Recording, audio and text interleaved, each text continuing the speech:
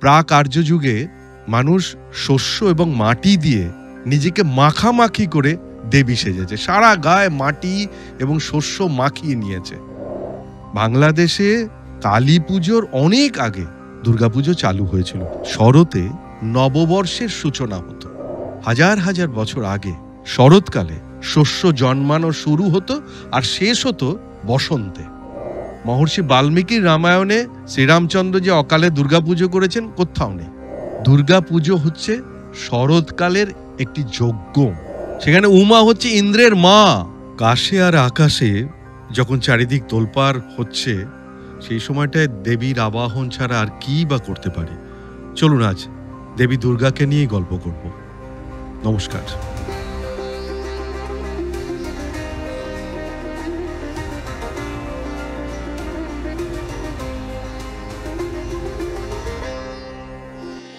আদিমকাল থেকেই মাটি এবং নারী, এই দুয়ের মধ্যে সৃষ্টির বীজ লুকিয়ে আছে, এটা স্বীকার করে নিয়েই সভ্যতা এগিয়েছে।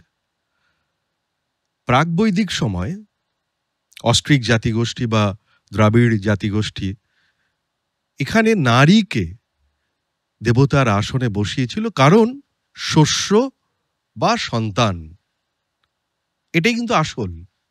শস্য বা সন্তান এই মাটি বা এই নারী জন্ম দিতে পারে। এই দুটোই তাই মায়ের সমান, মাতৃসমা। এই দুটো জিনিস দেখুন মানুষ এখনো চায়, শস্য এবং সন্তান। এটা আগেও চাইতো। এ শুধু আমাদের দেশে নয়, পৃথিবীতে যত দেশ আছে সব জায়গায় নারীকে দেবতার আসন দেওয়া হয়েছে মূলত এই কারণে। আমাদের মা দুর্গা রূপে যে মাকে দেখি, তিনি পুরাণ থেকে উঠে এসেছেন। তার আগে বিস্তর পট পরিবর্তন হয়েছে এই মাতৃরূপেতে। প্রাক আর্য যুগে মানুষ শস্য এবং মাটি দিয়ে নিজেকে মাখামাখি করে দেবী সেজেছে, সারা গায়ে মাটি এবং শস্য মাখিয়ে নিয়েছে। মানুষ, তাকে পুজো করা হয়েছে কিভাবে? না, শস্য দেবী রূপে। তাকেই আমরা শাকম্ভরী করেছি, যার প্রতীক হিসেবে এখনো নবপত্রিকা চান করানো এবং পুজো করতে আমরা দেখি। শ্রী শ্রী চণ্ডীতে দেবী নিজেই বলছেন, শাকম্ভরিতি বিখ্যাতিম তদা যস্য মাহং ভুবি। অর্থাৎ আমি শাকম্ভরী বলে জগতে প্রসিদ্ধ হব। এটা আমরা খুব দূরে ফেলে আসিনি, ঐতিহ্যকে এখনো আমরা ধরে রেখেছি। সেই মায়ের রূপই বদলে দেবী মাহাত্ম্যে, মার্কণ্ডেয় পুরাণে মা চণ্ডী হয়ে গেছেন। তিনি মাতৃরূপে প্রতিষ্ঠিত মা দুর্গা, পার্বতী, উমা, মা কালী শক্তি রূপে, আর শক্তির আধার রূপে যিনি শক্তিমান, তিনি হলেন স্বয়ং দেবাদিদেব শিব। আমরা যাকে মহিষাসুর মর্দিনী বলি, অর্থাৎ পৌরাণিক দুর্গা, তার মূর্তির যদি উৎস আমরা খুঁজতে বেরোই, তাহলে কিন্তু ওই গুপ্ত যুগে গিয়ে আটকে যাব। ব্যাস, পঞ্চম শতাব্দীর কাছাকাছি একটা সময় দুর্গার যে প্রত্নতাত্ত্বিক মূর্তি আমাদের সামনে এসেছিল, সেটা মহিষাসুর মর্দিনীর বিশ্বাসকে প্রতিষ্ঠা করে। মানে মহিষাসুর মর্দিনীর আকৃতি যেরকম, ঠিক সেই রকমই আমাদের বিশ্বাসটাকে প্রতিষ্ঠা করে। গুহাচিত্রের দেবী মূর্তি, সেটাও প্রায় ওই একই সময়ের। বর্তমানের এই ইরাক, ইরান, সিরিয়া, এই যে জায়গাটা, এই অঞ্চলটাতে কয়েক হাজার বছর আগে সিবিলি নামে এক মাতৃমূর্তির হদিশ পাওয়া গিয়েছিল। তিনিও কিন্তু সিংহবাহিনী। অদ্ভুত ব্যাপারটা দেখুন, এই সিবিলি তিনিও সিংহবাহিনী, আমাদের মা দুর্গার মতো। এই দেবতাকেই অঞ্চল ভেদে কোথাও কোথাও কোথাও বলেছে উম্মু, হ্রস্যু ময় হ্রস্যু, উম্মু অথবা উম্মি। দ্রাবিড় ভাষায় উম্ম নামেও ডাকা হতো। পণ্ডিতদের মতে সেখান থেকে সম্ভবত বলছেন কিন্তু পণ্ডিতেরা, এই উমা শব্দটি এসেছে। এখন দুর্গা পুজো বাংলাদেশে কবে এসেছে, আমাদের বাংলাতে? এই প্রশ্নের উত্তরে ডক্টর শশীভূষণ দাশগুপ্ত তিনি বলছেন যে সম্ভবত দ্বাদশ-ত্রয়োদশ শতাব্দী থেকে, মানে 1200-1300 এরকম একটা সময় থেকে দুর্গাপুজো এখানে শুরু হয়েছিল। তখনও কিন্তু পুজোর নিয়মকানুন তেমন করে তৈরিই হয়নি। কারণ কি, বিদ্যাপতির দুর্গাভক্তি তরঙ্গিনীতে সেখানে 4 ছেলেমেয়ের সঙ্গে সিংহেরও পুজোর কথা উল্লেখ করা হয়েছে, এবং তখন এই নিয়মটা এত সংক্ষিপ্ত ছিল, সে খুবই সংক্ষিপ্ত। পরে বড় করে পুজোর এই আয়োজন পদ্ধতি এগুলো চালু হয়েছিল। রাজশাহীর তাহিরপুরে প্রথম পুজো হয়েছিল কিনা এটা নিয়ে কিন্তু সব পণ্ডিতরা একমত নন, অর্থাৎ এখানে কিন্তু মতভেদ আছে। তবে হ্যাঁ, ওই যে সময়টা, মানে ষোড়শ শতাব্দীর শেষের দিকে 1580-82 এই সময়টাতে এই পুজোটি চালু হয়েছিল, এটা সঠিক। বাংলাদেশে কালী পুজোর অনেক আগে দুর্গাপুজো চালু হয়েছিল, এটা বলা যায়। এটা কিন্তু আমি পুজোর কথা বলছি, মনে রাখুন। পুজোর মানে ষোড়শ প্রচারে যে পুজো করা হয়, যেভাবে আমরা দেবীকে পুজো করি, এই পুজোর কথা বলা হচ্ছে। দেবীদের উল্লেখ শাস্ত্রে তার আগেই আছে। হ্যাঁ, দুর্গাপুজো আসলে শস্য উৎসব, এটা কিন্তু মনে রাখতে হবে। পণ্ডিত যোগেশচন্দ্র রায়, বিদ্যানিধি, বিশাল পণ্ডিত মানুষ, তার মতে শরতে নববর্ষের সূচনা হতো একটা সময়। আমরা এখন বৈশাখ মাসে করি, আগে কিন্তু শরতেই নতুন বছর শুরু হতো। এটা নববর্ষের উৎসব। এই যে আমরা দুর্গোৎসবটা দেখি, পণ্ডিতরা বলছেন দুর্গা পরে এতে যুক্ত হয়েছেন। আসলে এটা নববর্ষের উৎসব, এবং এই উৎসব কিন্তু তাঁর মতে, মানে যোগেশচন্দ্র রায় বিদ্যানিধির মতে, প্রায় 6500 বছর পুরনো, মানে খ্রিস্টের জন্মেরও 4500 বছর প্রায় পুরনো। এটাকে শারদোৎসব বলতো। সেটাকেও এই দুর্গোৎসবের মধ্যে নিয়ে আসা হয়েছে। আমরা এটাকেও দুর্গাপুজোকে আমরা বলি না শারদ উৎসব, তখন ওই শরতের উৎসবটাকে শারদ উৎসব বলা হতো। সেই কারণেই কিন্তু এই নবপত্রিকা দুর্গাপুজোয় লাগে এবং থাকে। বৈদিক ঋষিরা এই মাটিকে মায়ের মতো, মা রূপে স্তব করেছেন। তিনিই অন্ন, তিনিই প্রাণ, তিনি স্তন্যদাত্রী মা। তার কাছেই সম্পদ, অর্থ, সন্তান, শক্তি, সুখ, শান্তি, আয়ু এগুলো চাওয়া হয়েছে বেঁচে থাকার জন্য। বেঁচে থাকার জন্য এই মা অর্থাৎ মাটি সে পালন করেছে, এবং মৃত্যুর পরে খেয়াল করে দেখুন, এই মাটি, এই মা যা পরে দেবী হয়েছেন, তাতেই কিন্তু বিলীন হওয়ার কথা বৈদিক ঋষিরা বলেছেন। ঋগ্বেদে অদিতিকে এই পৃথিবীর সঙ্গে তুলনা করা হয়েছে, সেখানেও কিন্তু ওই মাটি, সেখানেও মাটি। অথর্ববেদেও সেই একই কথা বলা হয়েছে। পরবর্তীকালে মহাকাব্যের সময় যখন এলো, আমরা দেখতে পাই মা সীতাকে পৃথিবী কন্যা হিসেবে, অর্থাৎ এই মাটি থেকে উৎপন্ন।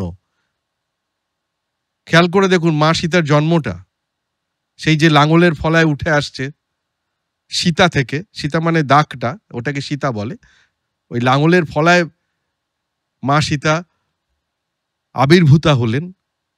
বাল্মীকি, মহর্ষি বাল্মীকি এইভাবে দেখিয়েছেন। সেখানেও কিন্তু পৃথিবী, এই মাটি,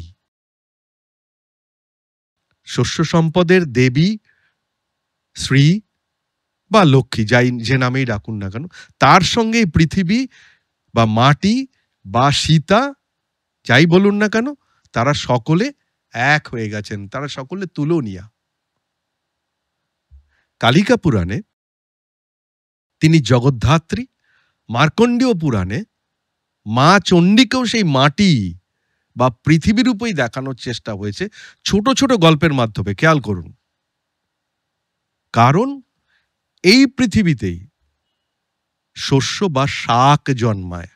এখানে শাক মানে কিন্তু, হ্যাঁ শাক পাতা তো অবশ্যই, এখানে শাক মানে শস্য ধরবেন, ধান, গম, যব, হ্যাঁ ভুট্টা, এই যে শস্যগুলো এদের ধরবেন। তবে হ্যাঁ, শাক পাতাও তো শস্যের মধ্যেই পড়ে। আসলে এই করে আমরা কিন্তু শস্য দেবীকেই পুজো করছি, করে থাকি। হাজার হাজার বছর আগে শরৎকালে শস্য জন্মানো শুরু হতো আর শেষ হতো বসন্তে। খেয়াল করুন আমি যা বলছি, শরৎকালে শস্য জন্মানো শুরু হতো, শেষ হতো কিন্তু বসন্তে। এইবারে দেখুন, ঠিক এই সময়টুকুর মধ্যেই, অর্থাৎ শরৎকালে, দুর্গাপুজোর পরেই দেখুন একে একে আসতে থাকেন কারা? মা কালী আসেন, মা লক্ষ্মী আসেন, বাসন্তী দেবী আসেন, জগদ্ধাত্রী দেবী আসেন, অন্নপূর্ণা দেবী আসেন, মা সরস্বতী আসেন। সকলে কিন্তু মা মা মা, শক্তির পুজো। মাকেই আমরা ডাকছি, কিন্তু শরৎকাল থেকে শুরু হয়েছে, শেষ করছি কোথায়? বসন্তে, বাসন্তী পুজোতে। শস্য শ্যামলা এই দেশে এটাই দেবী পুজো, অর্থাৎ শস্য পুজো পরোক্ষে। লক্ষ্য করার বিষয়টা কি জানেন? যারা পরপর আসছেন তারা সকলে মা। শরৎকাল থেকে বসন্তে পরপর মায়েরা আসছেন, দেবীরা আসছেন, যিনি শক্তি, যার জন্ম দেওয়ার ক্ষমতা আছে। শরৎকালে শস্য জন্মানো শুরু হতো বলে মনে করা হয়, তাই শরৎকালেই দুর্গাপুজোটা শুরু হয়েছে। আমরা মার্কণ্ডেয় পুরাণে একটা গল্প জানি, এটা আশা করি আপনারা সকলেই জানেন, শুধু এখানে ধরিয়ে দেওয়ার জন্য দু লাইন বলবো। মেধস মুনির আশ্রমে রাজা সুরথ রাজ্য হারিয়ে আর একজন বণিক, তার নাম সমাধি, তিনি সংসার থেকে বিতাড়িত হয়েছেন, স্ত্রী পুত্রেরা তাকে তাড়িয়ে দিয়েছে। তারা এই দুজনেই এই মেধস মুনির আশ্রমে আমরা আসতে দেখি মনের দুঃখে, এবং মেধস মুনি দেবী দুর্গার মাহাত্ম্য এদের কাছে বর্ণনা করেন এবং দুর্গা পুজো করার পরামর্শ দেন। এই কিন্তু সুরত রাজার দেবী পুজো, মানে দেবী দুর্গা পুজো। এই কিন্তু প্রথম দুর্গা পুজো হচ্ছে পৃথিবীতে, প্রথম দুর্গা পুজো। এটা কিন্তু হয়েছিল বসন্তকালে, যখন শস্য শেষ হয়ে যাচ্ছে। পুজো দেওয়ার পর রাজা এবং বণিক তাদের রাজ্য এবং সম্পদ সেগুলো ফিরে পায় উপাখ্যান অনুযায়ী। এরপরে দেখুন, শ্রীরামচন্দ্রের যখন অকালে দুর্গা পুজো করতে হয়, দেবীর আবাহন করতে হয় শরৎকালে। যদিও একটা কথা বলে রাখি এই প্রসঙ্গে, এটা কিন্তু আসল রামায়ণে কোথাও নেই, কোথাও নেই। মহর্ষি বাল্মীকির রামায়ণে শ্রীরামচন্দ্র যে অকালে দুর্গাপুজো করেছেন কোথাও নেই। পরবর্তীকালে সেই রামায়ণের অনুবাদ করেছেন অনেকে, অনেক কবিরা, সেখানে আছে, আমাদের বাংলাতেও আছে। একেই কিন্তু আমরা দুর্গাপুজোর সঙ্গে জুড়ে দিয়েছি, শারদীয়া বলতে শুরু করে দিয়েছি। আবার শরৎকালে যজ্ঞের ভাগ নিয়েও কিন্তু গল্প আছে। সেখানে যজ্ঞের এক ভাগ পাওয়ার কথা হচ্ছে রুদ্রের বোন, রুদ্র মানে শিব, বেদে কিন্তু তিনি রুদ্র, রুদ্রের বোন অম্বিকার। এই অম্বিকার আবার আর এক নাম হচ্ছে শরৎ, তাই তাঁর পুজোও কিন্তু শারদীয়া। দেখবেন আমরা ৯টি শস্যকে একত্র করে দুর্গাপুজো, দুর্গা রূপে আমরা পুজো করি। নবপত্রিকা, তাতে কি থাকে? ধান, মান, কচু, কলা, অশোক, ডালিম, জয়ন্তী, হলুদ, বেল, এদের শ্বেত অপরাজিতা লতা দিয়ে ভালো করে বেঁধে এই নবপত্রিকাটা তৈরি করা হয়। এটাই কিন্তু দুর্গার একটি রূপ। এই প্রত্যেকটি শস্যের ব্যাখ্যা আছে। সেখানে কলা মানে যে কলা গাছটা নেওয়া হয়, কলা গাছটি হলো ব্রাহ্মণী, কচু হচ্ছে মা কালী, হলুদ হলেন মা দুর্গা, জয়ন্তী হলো কার্তিকী, বেল হলেন শিব, ডালিম হচ্ছে রক্তদন্তিকা, মায়ের একটা রূপ, অশোক হচ্ছে শোকরহিতা, সেও মায়ের এক রূপ, মানকচু সেটা চামুন্ডা, আর ধান সেটা হচ্ছে মা লক্ষ্মীর প্রতীক।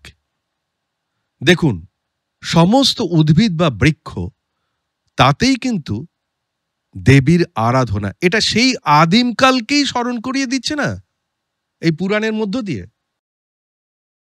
আজকের দিনে দাঁড়িয়ে আমাদের এটা ভাবতে সত্যি খুব কষ্ট হয়, হ্যাঁ, বুঝতে আমাদের কঠিন লাগবে। কারণ এখন তো প্রকৃতির সঙ্গে আমরা লড়তে শিখে গেছি, লড়ছি, ভালো মন্দ বলছি না। প্রকৃতিও তার যখন প্রতিশোধ নেয়, এমন করে নেয় আমরা বুঝতে পারছি নর্থ ইন্ডিয়ার কি অবস্থা। সমস্ত পাহাড় ভেঙে পড়ছে, প্রায় ধস নামছে, সেটা আলাদা কথা। কিন্তু আমরা প্রকৃতির সঙ্গে লড়ে এবং বিজ্ঞানের কিছুটা সাহায্য নিয়ে আমরা খরায় বর্ষায় জবুতবু হয়েও আবার আমরা ফসল উৎপাদন করছি। হয়তো এক জায়গায় হচ্ছে না, দেশের অন্য জায়গায় চাষ করে সেই শস্যের যে ঘাটতিটা সেটা পূরণ করে দিচ্ছি। কিন্তু হাজার হাজার বছর আগে প্রকৃতির খামখেয়ালি অসম্ভব ছিল। বহু বছর বন্যা হতো, পরপর বন্যা হচ্ছে, হয়তো পরপর খরা হচ্ছে, সমস্ত ফসল নষ্ট হয়ে যেত। তাই ঠিক সেই কারণে শস্যকে দেবী রূপে কল্পনা করে তাকে তুষ্ট করার কারণে এই নবপত্রিকা বা শস্য পুজো, এটা মাথায় রাখতে হবে। সেই শস্য দেবী দুর্গা পুরাণে এসে হলেন পার্বতী, গিরিজা, যার চমৎকার একটি ঘরোয়া নাম, আমাদের বড় প্রাণের নাম, প্রাণের কাছে সেই নাম উমা। উমা বলতেই আমরা ঘরের মেয়েকে বুঝি। এখন পর্বত থেকে পার্বতী, গিরি থেকে গিরিজা, গিরি থেকে জাত, কিন্তু উমা সেটা কোথা থেকে এলো? এই নিয়ে কিন্তু পণ্ডিতরাই একমত হতে পারেননি। কেউ বলছেন জন্মানোর সময় নাকি পার্বতী উমা উমা শব্দে কেঁদেছিলেন, এটা কোনো কোনো পণ্ডিত বলেন। আবার কেউ কেউ বলেন উম্মু, আমি আগেও উল্লেখ করেছি, উম্মু শব্দ থেকে নাকি উমা। আবার কোনো কোনো কবি উ এবং মাকে ভাগ করে দিয়েছেন, যেখানে উতে হলেন শিব আর মাতে হলেন শ্রী বা মা লক্ষ্মীকে উল্লেখ করেছেন। এ নিয়ে প্রচুর বিতর্ক আছে, এর ভেতরে আর ঢুকবো না। শিবের প্রত্যাখ্যানে, শিব তো প্রত্যাখ্যান করেছিল পার্বতীকে, তারপরে পার্বতী কি করলেন, যে আমি শিবকে বিয়ে করবই, কঠিন তপস্যায় চলে গেলেন। এত কঠিন তপস্যা, আপনারা জানেন সেই সব উপাখ্যান, শরীর একেবারে রুগ্ন হয়ে গেল, কালো হয়ে গেল, এবং তাতে মা মেনকার অসম্ভব চিন্তা হলো মেয়ের শরীর নিয়ে, খুব দুঃখ পেলেন এবং উদ্বিগ্ন হলেন। উদ্বিগ্ন হয়ে মেয়েকে বললেন উ মা, অর্থাৎ এই মেয়ে আর তপস্যা করো না। উমার অর্থটা এভাবেও করেছেন পণ্ডিতেরা। শিবশক্তি তত্ত্বতে পুরুষ এবং প্রকৃতি রূপেও এবং মাকে উল্লেখ করা হয়েছে। ঋগ্বেদে এই দেবী পার্বতী হলেন অম্ভ্রিন ঋষির কন্যা বাক। বাক, যা দেবী সূক্তে বর্ণনা করা হয়েছে, সেখানে কিন্তু তিনি নিজেই নিজেকেই বলছেন আমি রুদ্র। এ নিয়ে গান আছে আমাদের মহিষাসুর ও মর্দিনীতে, খেয়াল করবেন। অহম রুদ্রের ভি, খেয়াল করুন। আমি রুদ্র, আমি বসু, আমি আদিত্য, আমি মিত্র, আমি বরুণ, আমি সমস্ত দেবতা। আর কি বলেছেন? তিনি বলছেন আমি যজ্ঞ, আমি সমস্ত জ্ঞান। যাকে দেবতারা পুজো করেন,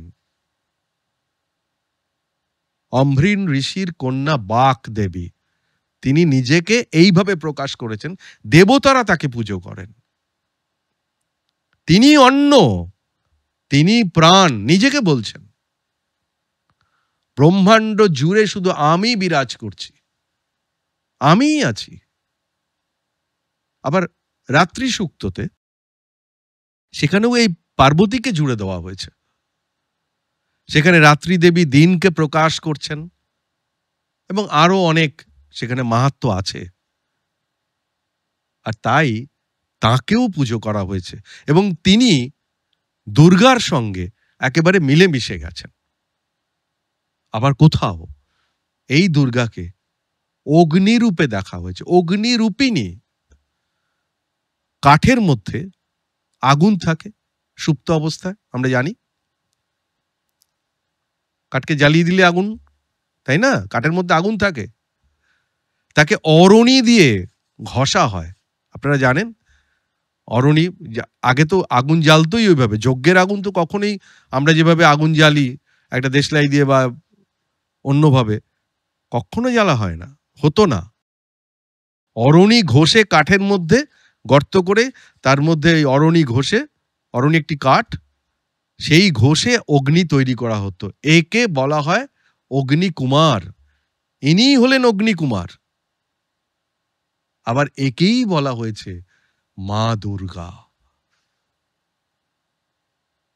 আবার ওই পণ্ডিত যোগেশচন্দ্র বিদ্যানিধির কথা বলি। দুর্গা পুজো হচ্ছে শরৎকালের একটি যজ্ঞ। হয়তো সে যজ্ঞ এই কারণেও হতে পারে যে ভালো শস্য হোক। ভালো শস্য সবাই চায়।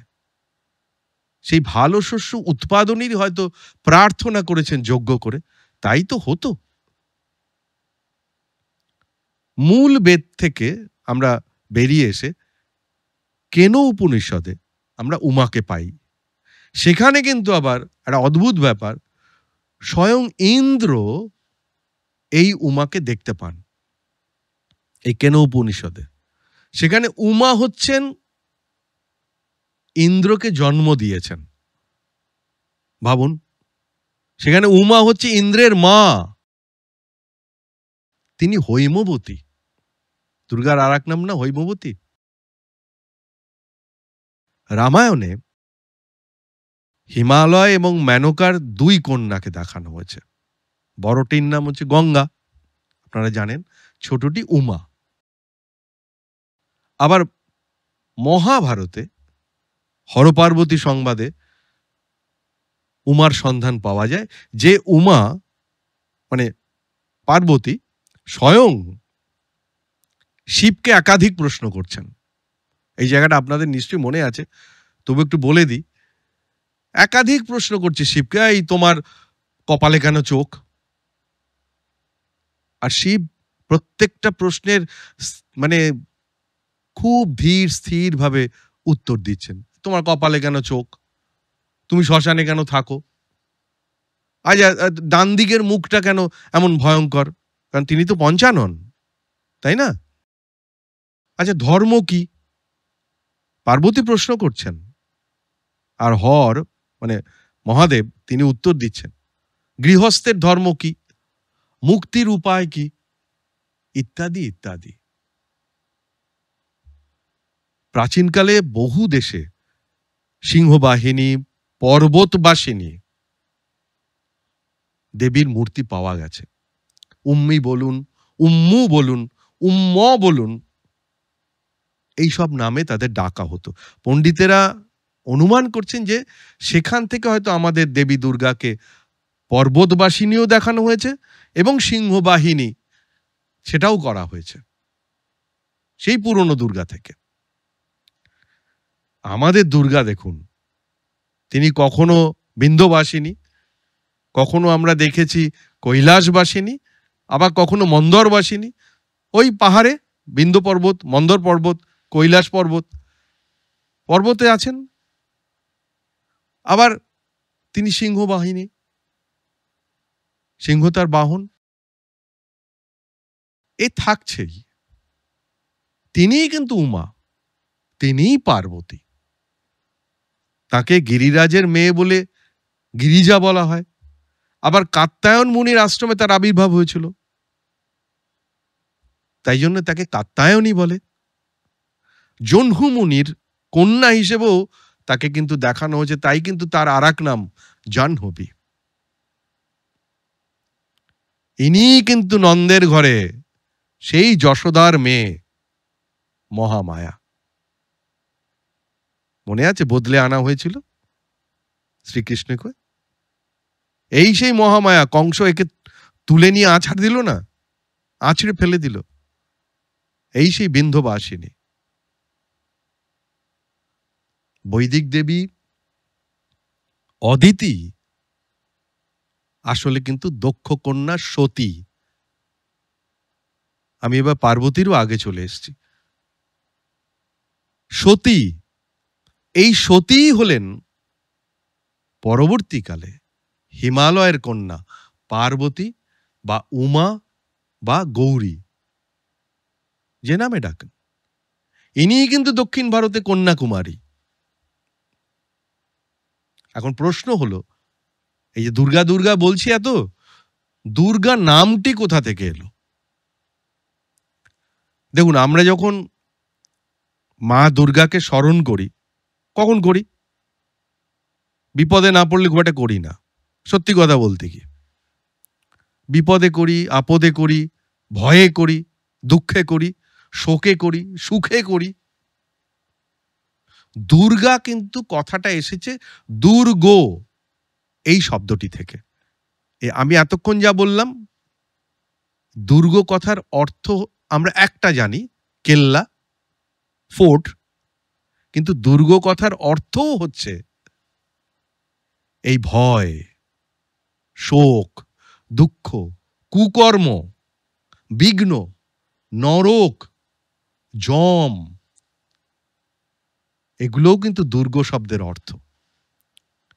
এইসব থেকে যিনি রক্ষা করেন, এই দুঃখ, কষ্ট, শোক, হ্যাঁ, যম, এদের যিনি হত্যা করেন, মানে রক্ষা করেন, হত্যা করেন মানে রক্ষা করেন বুঝতে হবে, এই দুর্গগুলো থেকে, দুর্গ মানে এইগুলো বিপদগুলো যিনি রক্ষা করেন তিনিই হলেন দুর্গা। আবার কোথাও দুর্গম নামে এক অসুরকে মেরে এই দেবীর নাম হয়েছে দুর্গা, এটাও বলা হয়। আবার কোথাও কোথাও দুর্গকে রক্ষা করেন, দুর্গ, ফোর্ট, তাই তিনি দুর্গা। অর্থাৎ সেখানে কিন্তু তিনি দেশকে রক্ষা করছেন। দুর্গ মানে তো দেশকে রক্ষা করা, শহরকে রক্ষা করছেন, এভাবেও ভাবা হয়েছে। সুতরাং দুর্গা নামের উৎপত্তি নিয়ে অনেক মতভেদ আছে। একটা মানে একটা পার্টিকুলার বলা যাবে না যে এটা এই কারণেই দুর্গা। দুর্গাকে আমরা বেদে কিন্তু পাই না, বেদে নেই। পরবর্তীকালে তৈত্তিরীয় আরণ্যকে আমরা প্রথম পাই মা দুর্গাকে। সেই দুর্গা যখন বাংলার উমা হয়ে যান, তখন তিনি এক স্নেহবৎসল মা, যার 4টি সন্তান। সেখানে কিন্তু ওই মহিষাসুরের সঙ্গে মারামারি, কাটাকাটি এগুলো নেই। দেখবেন, এ আমার ঘরের মেয়ে, আমার আপনার ঘরের মেয়ে। এই মাকেই আমরা হাজার হাজার বছর ধরে পুজো করে আসছি। আমার আপনার ঘরের মেয়ের মতো। মা মেনকা, বাবা গিরিরাজ, সেখানে কিন্তু আমার আপনার ঘরের বাবা মায়ের মতোই। তাদের ইচ্ছে, তাদের আশা, তাদের আকাঙ্ক্ষা, মেয়েকে নিয়ে কটা দিন কাটানো, সবটা দেখবেন আমার আপনার বাবার, মানে বাবার মতো বা মায়ের মতো। তাদের শোক, দুঃখ, বিরহ, উৎকণ্ঠা, এগুলো আর ৫ জন বাঙালির মতোই। স্বামী শিবের সঙ্গে যে ঝগড়া, এর মাঝে, মাঝে মজাই লাগে। আমাদের পুরাণে তো এত সুন্দর করে বলা হয়েছে যে খুবই মজা লাগে। হ্যাঁ, ঝগড়া হয়, আবার শিবের সঙ্গে পার্বতীর ভাবও হয়, প্রেমও হয়। এগুলো সব দেখবেন খুব লৌকিক করে দেখানো হয়েছে। একদম আমাদের সমাজ থেকে উঠে এসেছে। কিন্তু ভুললে হবে না, এই উমা, এই উমা যদি রেগে যান, তিনি কিন্তু মা চণ্ডী, তিনি মা কালী, তিনি মা দুর্গা। এগুলো তিনি হতে পারেন। যাই হোক, সামনে এত বড় উৎসব, দুর্গোৎসব, সকলে খুব ভালো কাটুক, খুব ভালো কাটুক। অনেক শুভেচ্ছা রইল। আবার পুজোর পর দেখা হবে। সকলে ভালো থাকবেন, সুস্থ থাকবেন।